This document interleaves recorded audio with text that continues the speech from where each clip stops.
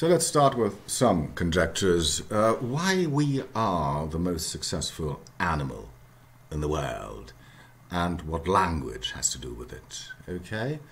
The question is, Homo sapiens, okay, when we left Africa, we certainly brought language with us to Europe, to Australia, and then later on to the Americas.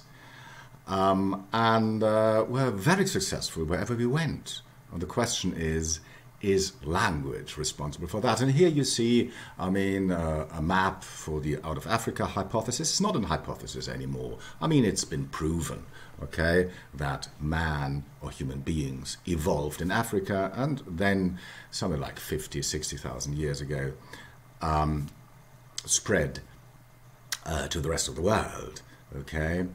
First of all to Asia, and then 30,000 years ago to Europe. And when we did that, okay, we met some relatives of ours. Okay, here, a Neanderthal man, okay, close relatives who we replaced entirely. And up to the present day, there's a big discussion, okay, was the ability of Homo sapiens to utter language and to speak in a consistent way, was that responsible, or was that an evolutionary advantage which actually made us so successful? Yes, replacing Neanderthal man. It's still debated whether we killed Neanderthal man off or whether we just, slipped into the same ecological niche and then, deprived Neanderthal man of his subsistence. Okay, anyway, I don't want to talk about that. We are not doing biology here, we are doing linguistics. Let's do that, yeah? Okay, one thing is clear, that when Homo sapiens, and Homo sapiens I mean us, when we arrived in Europe, in Asia, and in the Americas, and Australia, of course, predominantly there, we managed to, unfortunately, to drive the megafauna to extinction. Okay, the rest of the world had the same or a similar megafauna to Africa, but it disappeared everywhere but in Africa. Okay, and was Sapiens responsible for that? And he was. Okay.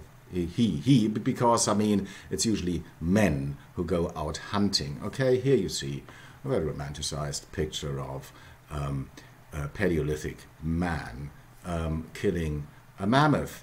And just imagine, what language, why is language so important? In order to do something like this, you have to have a division of labor. You have to plan. Okay, you have to look into the future and probably, deal with past experiences. So this ability of sapiens to, express things that will probably happen, things that have happened, and what we are going to do now to avoid probably the mistakes we once did and do it better in the future. Things like that, they need language. And as far as we know, we are the only animal in the world who can express that, who can speak about the future, speak about the past, and of course the present. Okay, division of labor. Yes, and we drove the megafauna to extinction. Yeah, gigantic sloths, of course, in the Americas, or, various huge animals in Australia and Asia and Europe, of course. Only a footnote, why not in Africa?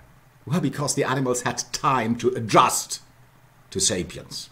Okay, when sapiens evolved and evolved his capability to kill large animals, they had the possibility to get used to it. Okay, in tens of thousands of years, okay, probably 100,000 years, they had time to get used to sapiens. Not in Europe and Asia and America, though. Sapiens suddenly appeared and killed them all off. Okay, is language responsible for that, or was language, in a way, one of the major tools, yeah, in order to organize anything like that? And most scientists think today, yes, it played a decisive role. Okay, let's go on. Another theory is, of course, sapiens is good as forming social bonds. I mean, social bonds even beyond the family nucleus. And the question is, was Neanderthal man able to do that? Still debated, but we can. And how do we do this? Through language. We gossip, okay? We meet. It's the same thing. I mean, if you meet in pubs, okay, which you probably may be able to do after Corona again. We are in Corona times right now.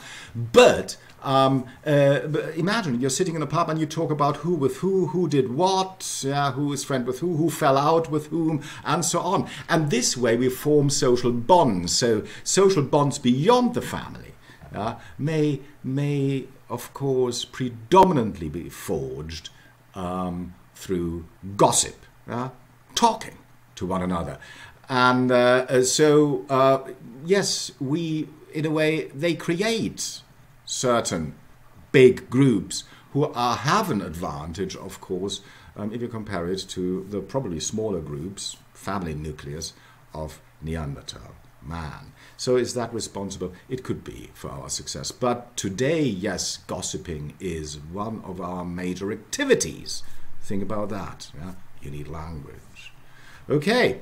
Grand narratives and the formation of collective identities. I mean, this is what I say. I mean, grand narratives. We are the only beings who can look into the past, for example, okay, and create narratives from the past and draw our identity from the past. And we know this, I mean, from very early literature. I mean, that literature, oral literature, was particularly, of course, produced in order to keep the past alive, because the past creates our identity. We need language to do that, okay? We are what we are. I don't know, in Beowulf, we are the Danes because our heroes did this or that, okay? Although Beowulf is just, I don't know, 1,200 years old, okay? I'm looking back probably 50,000 years, something like this, okay? But we were the same then, okay? And think of collective identities just like religion, okay?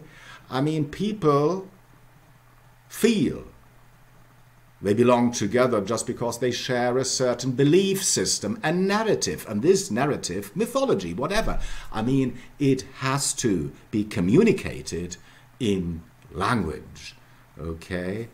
And only we can do this. Only we can do this. So we can form huge collectives by, I don't know, sharing an ideology, okay, a religion, a certain belief system, whatever.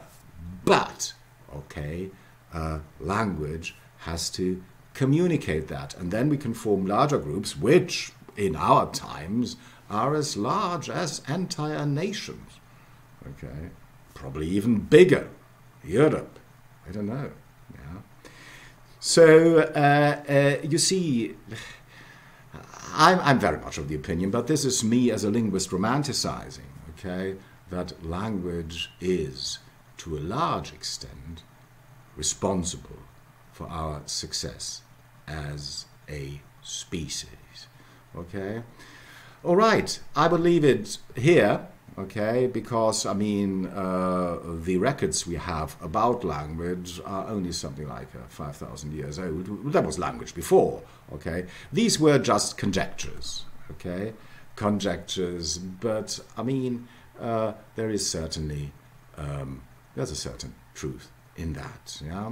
And particularly, yeah, expressing what happened, what is going on now, and what conclusions we can draw about the future. And could Neanderthal man do that? We don't know, still debated, okay? And probably we'll never find a solution to that conundrum. Well, but, okay, could be. Okay, so let's stop here.